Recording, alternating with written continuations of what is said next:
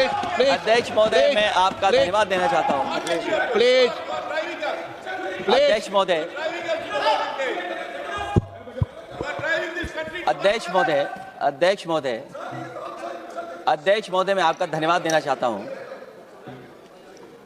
आज मुझे एक बहुत महत्वपूर्ण समय पे मुझे बोलने का मौका मिल रहा है। अध्यक्ष महोदय, मैं अभी भारतीय जनता पार्टी के माननीय सदस्य को भी सुन रहा था, उनके वरिष्ठ सदस्यों को भी और माननीय मंत्री जी को मैंने सुना है, और इस महत्वपूर्ण विषय पर उन्होंने अपनी बात रखी है। समाजवादी पार्टी महिला आरक्षण के पक्ष में है और समाजवादी पार्टी का इतिहास रहा है कि हम लोगों ने हमेशा महिलाओं को आगे बढ़ाने के लिए काम किया है।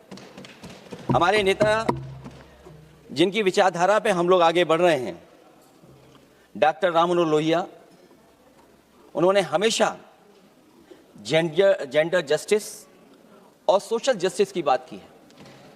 हम समाजवादी लोग जेंडर जस्टिस और सोशल जस्टिस के पक्ष में हैं और महिलाओं का आरक्षण 33% हो उसके भी पक्ष में हम लोग बोल रहे हैं।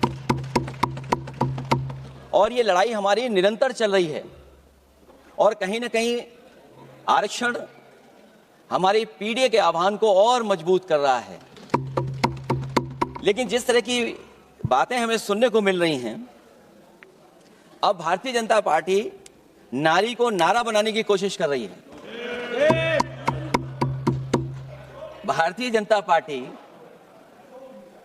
इस आरक्षण को लेकर के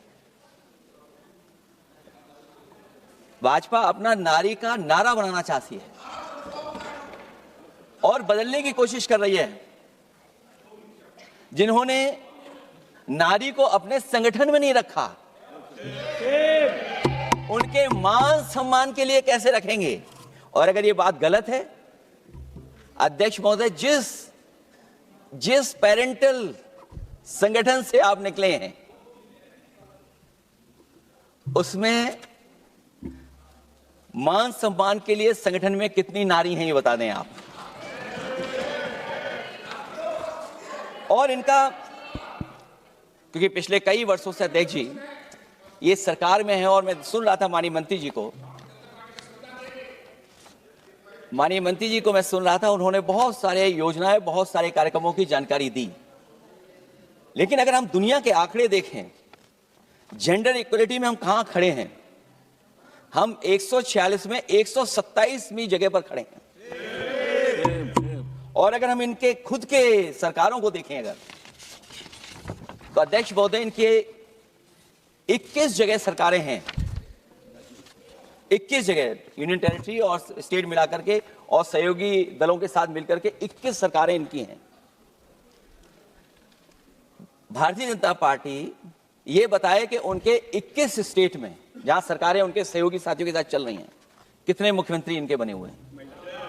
कितनी महिला मुख्यमंत्री बनी हुई इनकी? जीरो। और जो दिल्ली की बनी हुई हैं, हालांकि वो चीफ मिनिस्टर हैं और वो भी महिला होने के नाते केवल नहीं, अधिकार कहां हैं?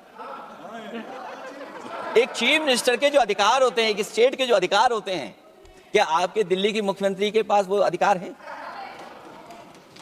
और फिर जो अभी तक जो सबसे बड़ी पार्टी है, जो सबसे बड़ी पार्टी अपने आप को कहते हैं, पूरे देश में जितने भी इनके विधायक चुने गए हैं, आप बताओ आपकी संख्या क्या है? 10% से ऊपर नहीं जा पा रहे हैं आप? क्या 10% से ऊपर हैं आप? और फिर लोकसभा की गिनती में अगर हम देखें तो लोकसभा की गिनती में कितने संख्या में आप हैं? इसलिए अध्यक्ष महोदय, जहां हम ये कहते हैं कि हम महिला आरक्षण के पक्ष में हैं, वहीं कुछ सवाल हमारे भी आपके लिए हैं।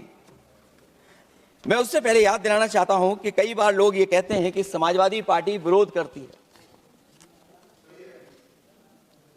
अगर हम अपनी बात कहना चाहें तो डॉक्टर राम मनोहर लोहिया, जिनकी विचारधारा पर हमारी समाजवादी पार्टी का आधार है, उनके द्वारा हमेशा महिलाओं को पुरुषों के बराबर की हिस्सेदारी हर क्षेत्र में देने की बात कही गई। और मैं उनको कोट करना चाहता हूं कि संस्कार का आरंभ महिला से होता है। यदि महिला जागृत है तो पूरा समाज जागृत हो जाता है। ये लोहिया ने हमारे जिस विचारधारा पे हम लोग चल रहे हैं वो हम आपको बताना चाहते हैं। जब तक महिलाएं राजनीति में नहीं आएंगी, सामाजिक क्रांति अधूरी रहेगी। लोहिया जी ने निरंतर महिलाओं की राजनीति में महत्वपूर्ण भूमिका पर बल दिया है और समाज में वास्तविक परिवर्तन उनके योगदान से ही आ पाएगा। इसलिए मैं याद दिलाना चाहता हूं अध्यक्ष महोदय, उत्तर प्रदेश में पंचायत में सबसे पहले आरक्षण महिलाओं के लिए लागू करने का काम समाजवादी पार्टी ने किया। तो जहां महिलाओं के पक्ष में है उनके आरक्षण के, वहीं हमारा सवाल यह भी है कि जल्दीबाजी क्यों है? आखिरकार महिला आरक्षण के नाम पर जल्दीबाजी क्यों है भाजपा के अंदर? सच तो यह है कि भाजपा जनगणना को टालना चाहती है और जनगणना को टालने का मतलब है कि जाति जनगणना को टालना चाहते हैं। और जाति जनगणना इसलिए टालना चाहते हैं क्योंकि वो आरक्षण का सवाल उठेगा। जो भाजपा उनके संगी साथी कभी भी देना नहीं चाहते हैं आरक्षण। भाजपा को यह भी अच्छी तरह याद है कि पीडीए में ए का मतलब आधी आबादी है, मतलब महिलाएं भी पूरी की पूरी उसमें गिनती में आती। एक बड़ा चुनावी सच यह भी है कि भाजपा की चुनावी पूरी तरह से भंडाफोड़ हो गई है। जो एसआईआर आप लेकर के आए थे अध्यक्ष महोदय, उत्तर प्रदेश में हम लोगों ने बड़े करीब से देखा एसआईआर। वो कहने को तो एसआईआर था, लेकिन सच्चाई में वो एनआरसी का रूप था। और एसआईआर के मामले में जिस तरीके से वोट काटने का काम शुरू हुआ, मैं बधाई देना चाहता हूं अपने पीडीए प्रहारी और संगठन के लोगों को जिन्होंने वोट बचा लिया। जब पहली गिनती में हम लोग बचाने में कामयाब हो गए तो अध्यक्ष महोदय भारतीय जनता पार्टी फॉर्म 7 को लेकर के आई और फॉर्म 7 उन्होंने ऐसे बांटना शुरू किया, उस घपले को भी हम लोगों ने पकड़ लिया। और जब उस घपले को पकड़ा तो पता लगा फॉर्म 7 बंद हो गया उत्तर प्रदेश में। फॉर्म 7 से कोई वोट काटा नहीं गया। अध्यक्ष महोदय, जो फॉर्म 7 काटने के लिए जिससे दस्तखत कराए थे भारतीय जनता पार्टी ने, उस व्यक्ति को दस्तखत करना भी नहीं आता है। अध्यक्ष महोदय, जो एसआईआर के बहाने फॉर्म 7 लेकर के आए थे, जो फॉर्म 7 दस्तखत करा करके वोट काटे जा रहे थे उत्तर प्रदेश में, जब पकड़ा गया हम लोगों को जानकारी मिली, हम लोगों ने उसको प्रेस के सामने लेकर के आए और चुनाव आयोग को शिकायत की। फॉर्म 7 से वोट कटना रुक गया, लेकिन अभी भी उस पर कोई कार्रवाई नहीं की जिसने उसके नकली दस्तखत कराए थे। अध्यक्ष महोदय, इससे तो लगता है कि पूरा का पूरी व्यवस्था जुड़ी हुई है भारतीय जनता पार्टी से। और धीरे धीरे जो भारतीय जनता पार्टी की सरकार चली है, हेरा फेरी हम लोग पकड़ लिए, भाजपा की कलई खुल गई और उसके समर्थक और वोटरों का आकार पड़ने लगा। जब तब भाजपा निराशा के इस दौर में उभरने के लिए बिल लेकर के आ रही है। ये भारतीय जनता पार्टी का जो वोट कम हो रहा है, असली लक्ष्य अध्यक्ष महोदय वोट है, सत्ता में रहना है, इसलिए आरक्षण को लेकर के आए हैं। भाजपा की यही राजनीतिक चाल रहती है। जब पुराने लोग ये समझ जाते हैं कि भाजपा किसी की सगी नहीं है, तो हर बार भाजपा कुछ नए लोगों को अपने लुभाने जुमलों में फंसाती है। इस बार भाजपा महिलाओं को लेकर ये पुरानी चाल चल रही है, लेकिन सफल नहीं होगी, क्योंकि सबसे ज्यादा दुखी तो महिलाएं ही हैं। जो महंगाई बढ़ी है उससे उनकी रसोई सूनी हो गई है। रही सही कसर सिलेंडर की, बेतहाशा बढ़ती कीमतों ने पूरा कर दिया है। यह अध्यक्ष महोदय मैं इसलिए कह रहा था कि माननीय मंत्री सिलेंडर की याद दिला रहे थे। उन्होंने इज्जत घर को भी याद दिलाया, जिसको कभी प्रधानमंत्री जी ने कहा कि ये इज्जत घर होंगे।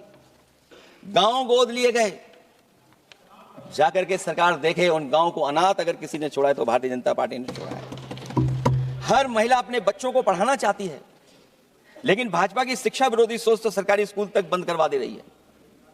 महिलाओं का दर्द क्या होता है, ये मेरठ के दुकानदारों के परिवार की महिलाओं की आंखों में आए आंसू भी बयां कर रहे हैं, और नोएडा की मजदूर और मेरठ के गले बयान भी कर रहे हैं।